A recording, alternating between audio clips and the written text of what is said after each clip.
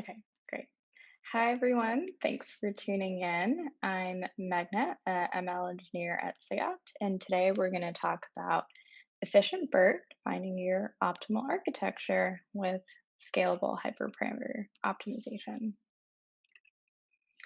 So before we jump into the use case, I'm just going to quickly go over what we do at SigOpt and the product features we'll use for this use case. At SigOpt, our mission is to amplify and accelerate your model development and to help you gain insights throughout your experimentation process. We understand that modeling is messy and difficult to standardize, training can be a crapshoot and difficult to debug, and that tuning is expensive and difficult to scale. We've built solutions to help with these problems, including intelligent experiment management to organize and collaborate with your team throughout your modeling process, providing insights into your training runs, and efficient, intelligent, and scalable hyperparameter optimization. We know you're iterating on tooling, along with iterating on your model development, and we made sure we're easy to use and stack agnostic. For this talk, we'll focus on hyperparameter optimization at scale. Here's how our general optimization loop works. We set up our parameter space. SigOpt samples this space and provides parameter values. We run our model training with these parameter suggestions and return the model's performance or other metric back to SigOpt. The optimization loop proceeds in this loop-like fashion, where over time, we should see our model performing better and better. Great, now that's done. And we're more familiar with the tools we'll be using. Let's talk about Distilling Bert. So Bert is great and is a very pivotal architecture. It is generalizable and transferable, which means that the model performs strongly across a variety of NLP tasks, with very minimal changes required in its architecture. This really enables us to use transfer learning and leverage large pre-trained models to solve very specific and niche problems. I think a great overview of this is Thomas Wolf's talk last week in terms of how Hugging Face is enabling transfer learning and their talk at Europe's last year. So more on that, please check that out. But in general, this property is super convenient. But it is very large and difficult to put into production systems and other memory constrained applications. So many teams are trying to solve this problem by reducing the size of BERT, including Hugging Face, Raza, and Utterworks. We'll be focused on expanding Hugging Face's work on Distilling Bert, which Thomas briefly talked about last week, and this work is gonna focus on their research. And we'll see how.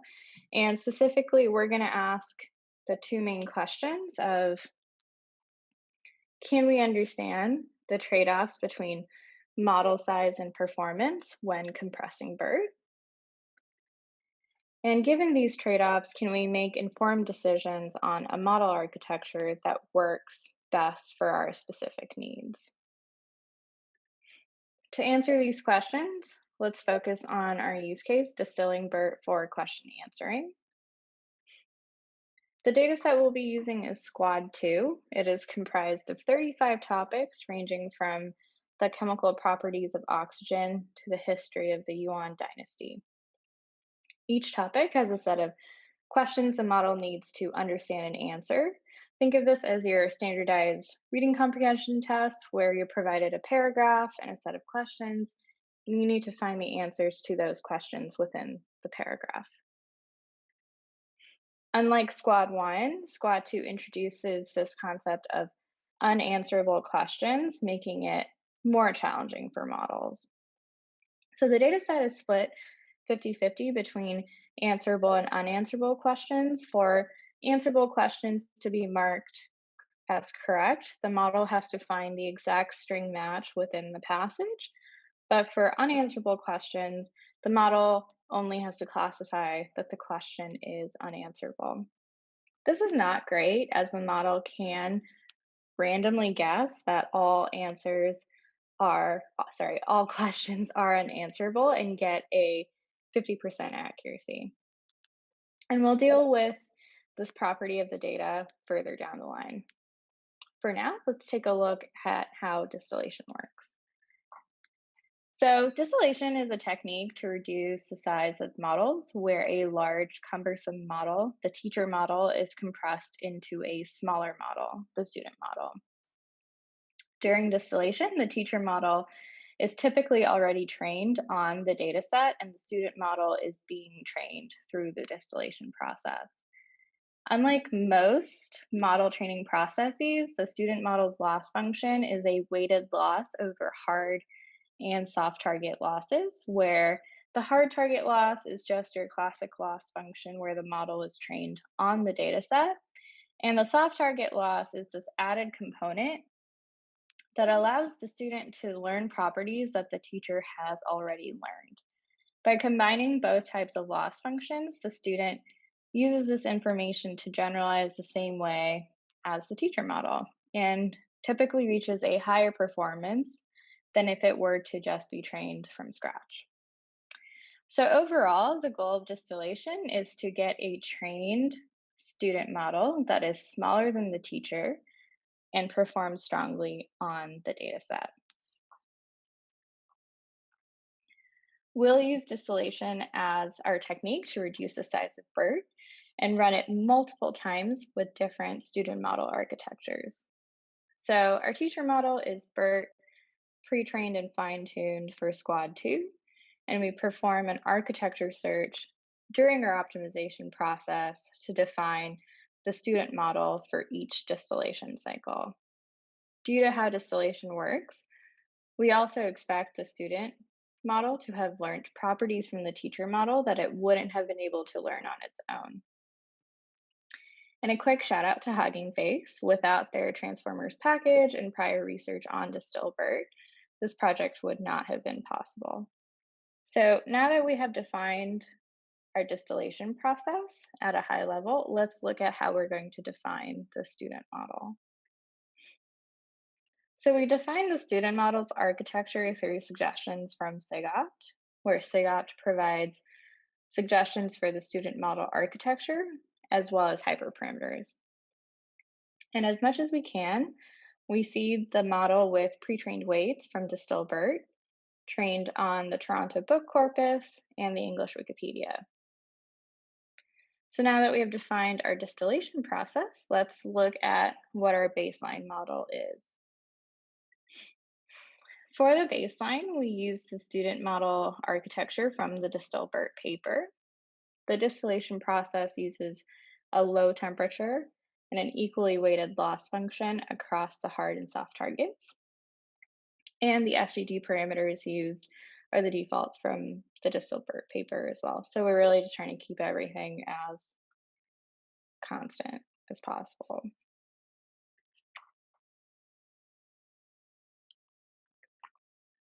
So as a result, our baseline has around 66 million trainable model parameters and reaches a 67% accuracy on Squad 2.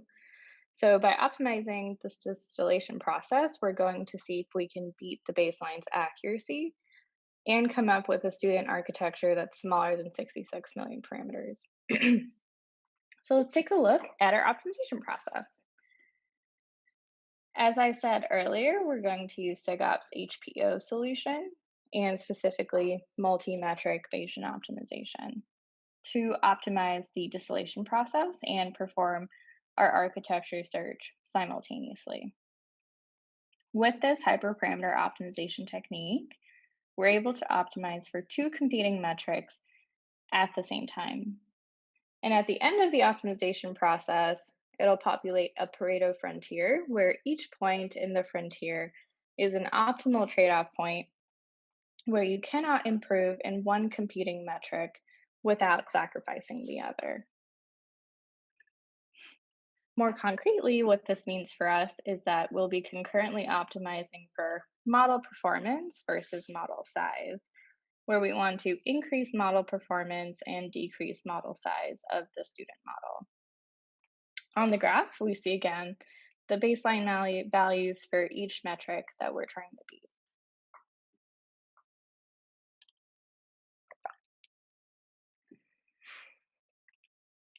So as we already know, the Squad 2 dataset is split across answerable and unanswerable questions.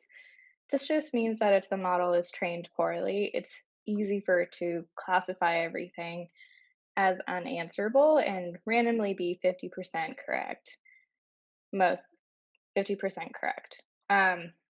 So there are a couple ways to deal with this. We could either create a better composite metric that measures accuracy in a more wholesome fashion, or we can use metric thresholds. Because composite metrics are difficult to create, we chose to set a metric threshold for the optimizer at 50%. This informs the optimizer to focus its efforts on parameter spaces that result in model accuracy over 50%, and we successfully avoid configurations where the model is randomly guessing. So what are we tuning? We'll be tuning training parameters, including parameters for SGD, batch size, and weight initialization. We'll be tuning architecture parameters that include the number of transformer blocks, the number of attention heads within each block, attention head pruning, and dropouts for the network. And we'll also be tuning the distillation parameters for temperature and the weights for the soft and hard target loss components. So at the end of the optimization process, our Pareto frontier will be optimal sets of model architecture and hyperparameter configurations, where we cannot improve in size without sacrificing performance, and vice versa. This is just an overview of our optimization cycle. SigOpt provides the distillation, architecture, and other hyperparameter suggestions. We create the student model and run the distillation process given these parameters. The resulting trained student model reports back its validation performance and size. SigOpt then takes these performance metrics and suggests the next set of parameters to try. And we continue in this loop-like fashion until the end of the optimization experiment. In order to conduct this experiment, we use RayTune to orchestrate our EC2 cluster. So Ray manages the cluster orchestration and uses SigOpt for the parallelized Bayesian optimization algorithm. And we run our tuning process in parallel across 20 EC2 instances. So this is what our integration with RayTune looks like. It's pretty easy to use our platform in any sort of orchestration service you might have up already. And RayTune is also very modular, so the modularity of both packages made it really easy to actually get up and running across 20 instances. So what were our results? So this is our resulting Pareto frontier. The yellow dots are the optimal points, and the pink dot is our baseline. By using the frontier, we're able to understand the trade-offs between model performance and size during distillation. We're also able to identify architecture configurations for the student model that result in these trade-offs. Essentially, instead of relying on a single architecture performing well for question answering, we're able to leverage these trade-offs and choose from a set of architectures. These are just a few optimal points I wanted to highlight.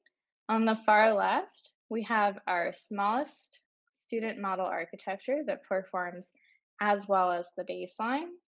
And on the far right, we have our best performing model that is slightly larger than the baseline. Here are the respective architectures for those optimal points. So some common features found between the optimal configurations include the student model preferring no dropout, and an emphasis on soft target loss. And we see that the architecture is distilled by reducing the number of layers more so than pruning the tension heads within each layer. What we see here is that by leveraging multi-metric Bayesian optimization to conduct an architecture and hyperparameter search during a compression process, we're able to identify sets of viable models for our specific problem, and we're able to choose the model architecture that best suits our needs. So let's take a quick look at our analysis dashboard. So this is what our frontier looks like. We see our threshold is set at 50%, so we only care about really all of the models that are populated here. We can compare patterns between the metrics and the parameters that we are tuning. And we can also see which hyperparameters affect the performance of each metric that we're trying to optimize in a more granular fashion, where here we see that exact and the number of parameters are both affected highly by the number of layers in the architecture, which is very intuitive. It's just nice to have that. And here we're actually able to see correlations between the, the metrics as well as all the parameters and really see if there are any sweet spots for these ranges that we can leverage for either this experiment or any experiments in the future.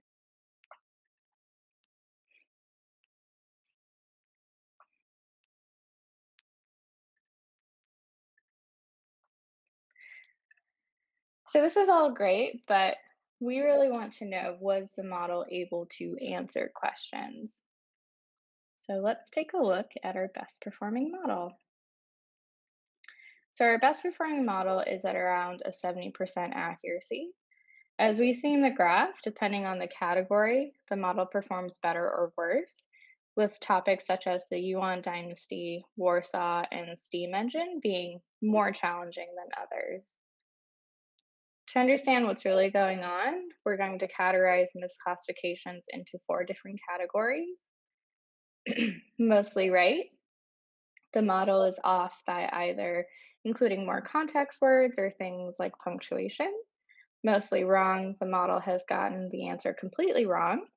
Labeled no answer, the model predicts an answer despite the question being unanswerable. Label has answered, the model predicts no answer when the question is answerable. Although some categories have different majority misclassifications, across the categories, most of the errors we saw are labeled no answer, which means that the model was answering questions that are in fact unanswerable. This is interesting because going back to why we set the metric thresholds, we were really worried about the model randomly predicting that everything is unanswerable. And it looks like it actually solved for that, but now we have this other problem. So let's take a look at why the model tries to answer questions with no answers. In the section on Warsaw is a pretty good example of this. This section spans a long period of time with complicated and convoluted historical events.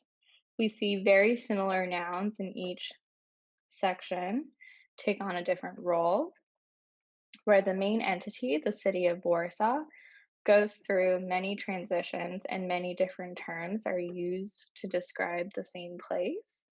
In addition to that, the questions are tricky and ask about relationships between these overloaded terms.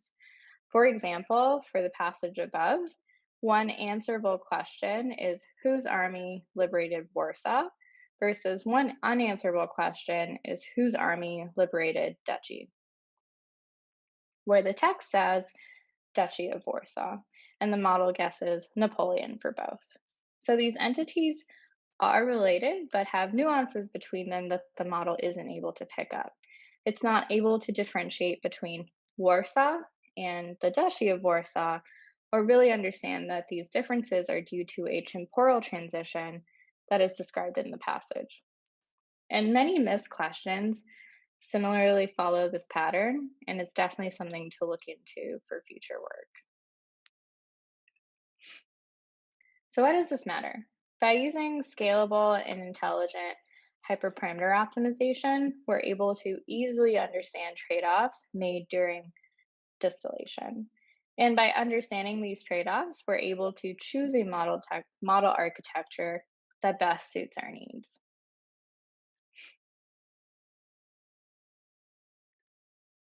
For more on this project, please go to the GitHub to recreate the experiment and check out the model checkpoints that have been published and explore the experiment dashboard.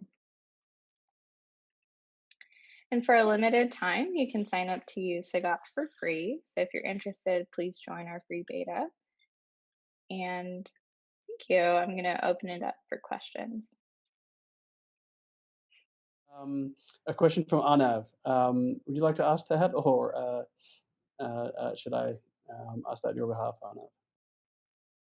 Sure, no, I can ask. I'm sorry, I wasn't able to join at the beginning and I joined midway. But I was just curious about whether the student was initialized from the teacher as well, or and if there was some heuristic involved there. Yeah, great question.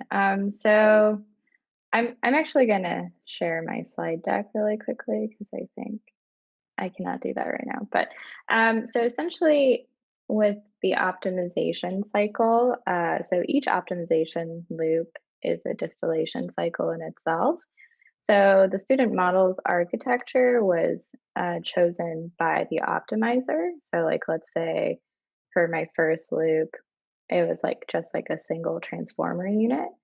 So within that transformer unit, what I did is I took the pre-trained weights from a Distilling Bert model. For more on that, I recommend reading Hugging Face's paper on that, and use that to kind of warm start the model because it was performing really, really poorly without some form of transfer learning being involved at that step. So like let's say that was the first one. So only like the first transformer unit weights would be used to initialize. And then let's say that the next one, it was like 3 stacked units. Like, so then I'd steal basically, well, steal is such a harsh word. I would transfer the pre-trained weights from the Distilling Bert model into that model architecture as a warm start. You're giving them back, right? You're not stealing them.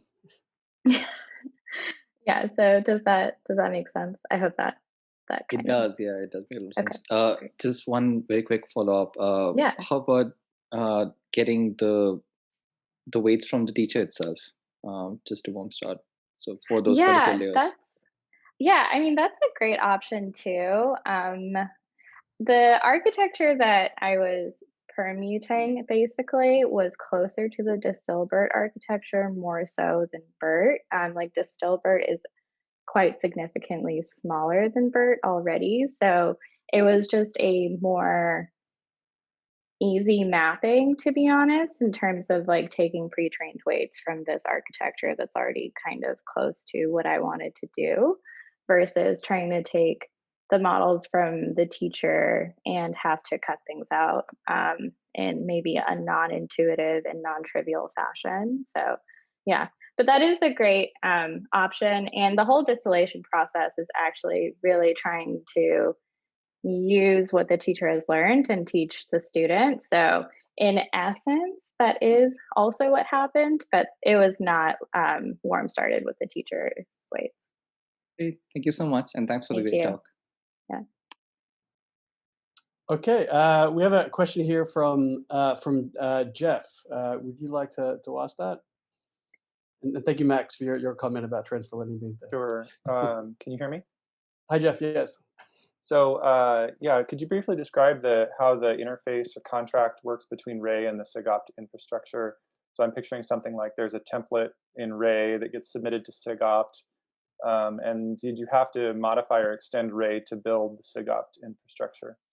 Yeah, great question. So I would think of Ray and specifically Raytune as a wrapper around many. I don't know if you've used the tool already, but in my head, it's a wrapper around a bunch of search algorithms. And SigOpt, they do have a native SigOpt integration, which now supports the functionality that I kind of showcased in the talk.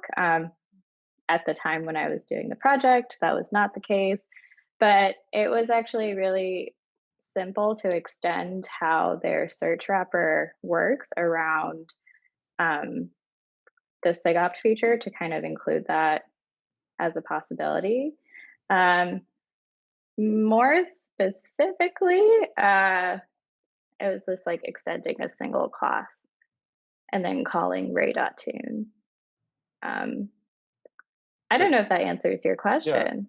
Yeah. I had sort of imagined in asking it that it was the SigOpt side that had to be modified, because I sort of got the idea that you were presenting from that perspective of being internal to SigOpt. But yeah, it's super helpful to understand that it was actually modified from the other side to do the integration. Yeah. Thank you so Yeah, much. it's modified on the ray.tune side. Yeah. Thank you. Perfect. Yeah. Right. Dave, it's a question that I will be asking on your behalf. How many parameters is it practical to optimize with your Bayesian optimizer? Exact numbers only, please. Oh, all right. So we support up to 100. Boom. No, no, but that is true. It is true. I think. Don't quote me on that. That's actually kind of embarrassing. I think it's 100. And is it practical to do so? I think it really depends on what the problem you're trying to solve is. I will say, so if we look at the thing that I was doing, I was kind of tuning 3 different categories. One was how the student model was being trained, as well as the distillation process and the creation of the student architecture. So it's kind of all encompassing. And what we recommend is for each parameter that you want to tune, you kind of have a multiplier effect in terms of you want this many optimization loops for a single parameter. So the one we suggest around 12. So if you're tuning 2 parameters, we suggest that you run an optimization loop 24 times. So is it doable? Yes. Is it practical? It totally depends on what problem you're trying to solve. Yes. And we do support things in parallel really well, but parallelization in Bayesian optimization, you also have to consider some noise being added. So to deal with that noise, you also have to include more iterations. So it really just depends on what it is you're trying to do and if that trade-off between running or tuning more parameters is worth it versus what can you expect to get if you do not tune everything under the sun. I hope that answers your question. That seemed pretty thorough. And if you have a problem with more than 100 parameters, I will give out Meghana's email so that you can. Yes, we would love for you to use our product. And yeah. Or I'm sure there's some more official forums where you can share that complaint. All right. Xiaoli, would you like to ask your question, or would you like me to ask that? Okay, my question is basically the same. So there are other ways to reduce the size of the model. There are other mobile BERT and because it's a long time, I forget the other names, but have you made this comparison between them? Yeah, great question. I have not.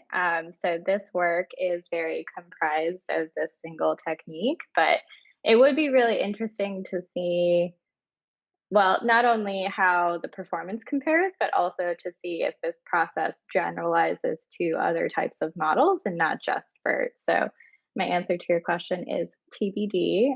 Hopefully I will have more information on that soon. Okay, thank you. Thank you. Yeah.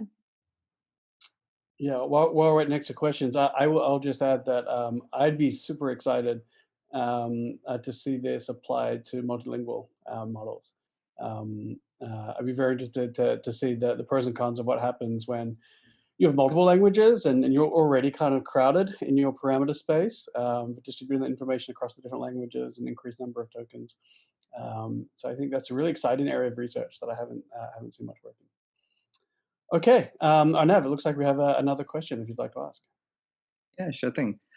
So I just want to know if you could expand on that slide where you showed some common patterns found in student architectures based on these different optimizations, and just some values we can take away from there.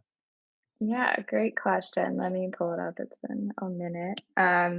Yeah, so I think for me, things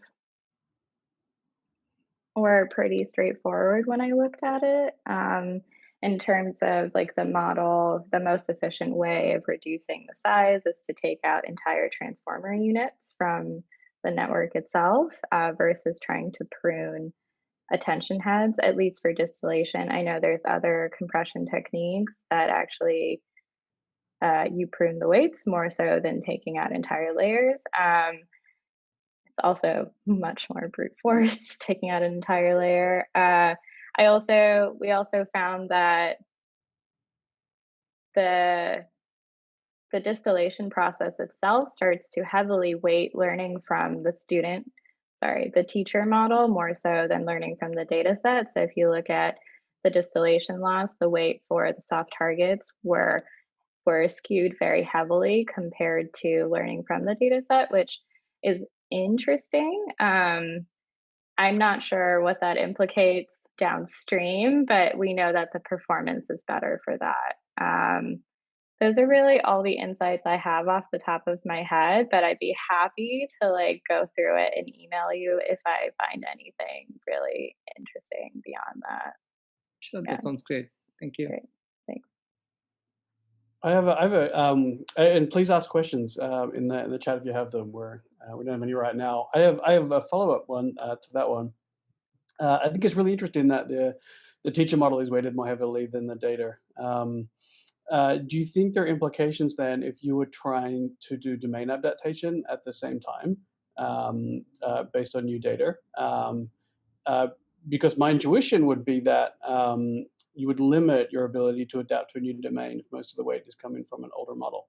Although I don't know if that's true. I guess that's why I'm asking the question. Yeah, that's fair. I think the way I'm interpreting your question is how generalizable are these models? That's a Is great way to that put it. Yeah. okay? Yeah. So I'm gonna say probably not something I cannot answer at this time. Like a lot of these wonderful questions, is if we look at like Distilling Bert, which is what Hugging Faces research was on, they focused on the glue challenge in terms of understanding how generalizable is this distillation process. And what they found was it performed okay and it retained a sense of generalizability. What I did is I decided to focus very specifically on a single NLP task, which is question answering. Um, and that really does change a lot of things in terms of and I changed the teacher model to be fine tuned on question answering tasks as well. So there is this element of everything is kind of pointed in this single direction. So I'm not sure if it would translate to other domains as well. Another thing that I'm hoping to look into is understanding how the student model generalizes compared to the teacher model that I used in terms of like what is it actually learning and what is it not. And I kind of talked about this at the end of the presentation with um, I call them overloaded terms. I'm sure that's not the technical concept, but like overloaded terms are a huge problem for the model, which is not great. But that is something that we see BERT as a full model being able to comprehend and satisfy. So there's clearly like a difference in what the model generalizes to and what it's learning that I just have to do more work on to understand. Yeah. Yeah. Okay. I appreciate that response, and I love that this is such an exciting new area that we don't yet have the answers. Because there's lots of interesting research out there. Yeah. Someone else seeking answers. Daniel, you have another question. Yeah. Just first of all, fantastic talk. My question is, so most of the time, the easiest thing to do is just pick up the Distilling Bert architecture and just fine tune it, right? Do you expect to always get better performance and better to be lighter models or the same accuracy or better if you fine tune your own version of Distilling Bert in terms of the architecture?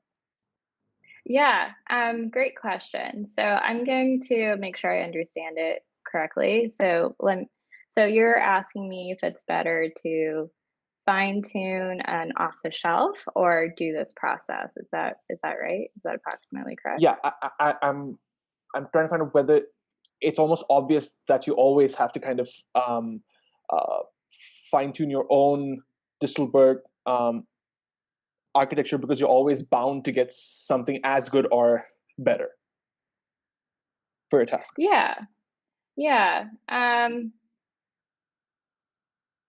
Okay. So I think like again, it goes back to what you're trying to do. So one of the things I was trying to accomplish with this project was to really understand what kinds of models I could arrive at given things I wanted to constrain.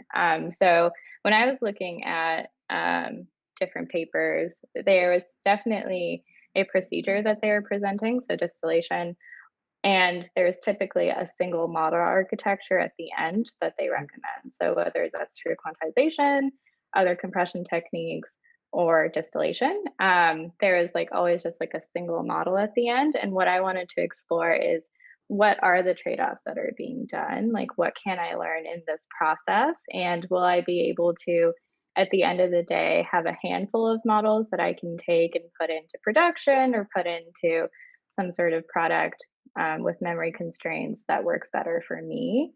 Um, Having said that, it is a very long process.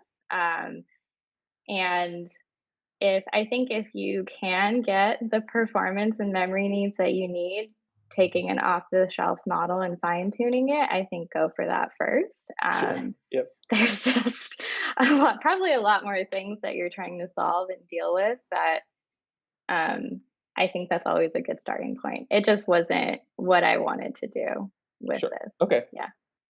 Yeah. Thanks. Yeah. All right, thanks for your question. And we have another from Dave that I'll read out. And so this is related to the recommendation of, I think it was 12 optimization loops per parameter being optimized. And then if we're adding parameters, why is it linear? Why is it 12 per parameter when given the intersection of parameters, we might expect that to be exponential? Oh, okay. Yeah, sure. So the 12 really comes from us empirically understanding what works for our optimizer. I don't know why it's not exponential.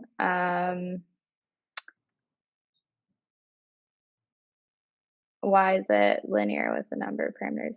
Well, I think instead of maybe looking at it as a mathematical function, I'd look at it more in terms of like we have this optimizer and we've tried a bunch of things and we saw that approximately 12 to 13 runs per parameter was what has worked and what has historically been probably done for optimizers generally in optimization research, and that's how we arrived at the suggestion where we are comfortable that given that set of runs we're able to thoroughly sample the space and really give you an understanding of what your parameter space looks like and what you're dealing with. And yeah, so think of it more of like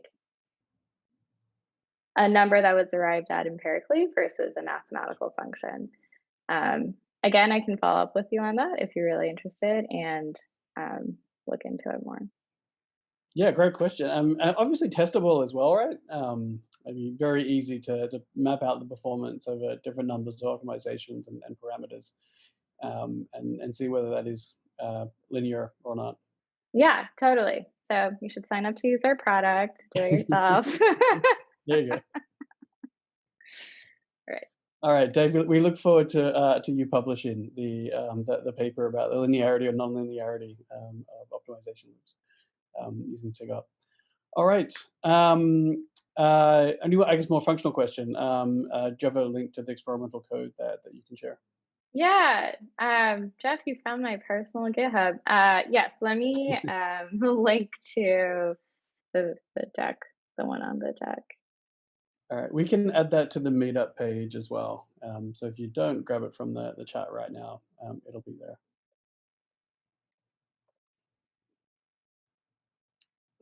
Right. I'm going to quickly copy that so I can put it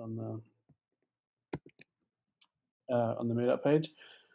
Okay. Well, if there's not any more questions, then Meghna, thanks again for joining us. This was a really fascinating and really timely talk, not just in terms of it following last talk, but I think for the industry in general. A lot of us are thinking about how we can make our models a lot more manageable. So this was, I know, super exciting for me personally, and I'm sure for everybody else. Yeah. So yeah, thanks again. Yeah, thank you so much for having me, and these questions were awesome. If I did not answer them to your satisfaction, please email Rob, who will send me your email, and I'd love to get back to you. So, Yeah, please do, and I will be posting that link on the meetup page for this event as well. So great. thank you again, everyone, for coming, and Yeah. I encourage you to join us in December for Translators Without Borders, talking about how they are taking NLP, especially machine translation, to some of the world's most vulnerable populations. I think that should be a really interesting presentation. All right, thank Great. you all again. Thank you so much.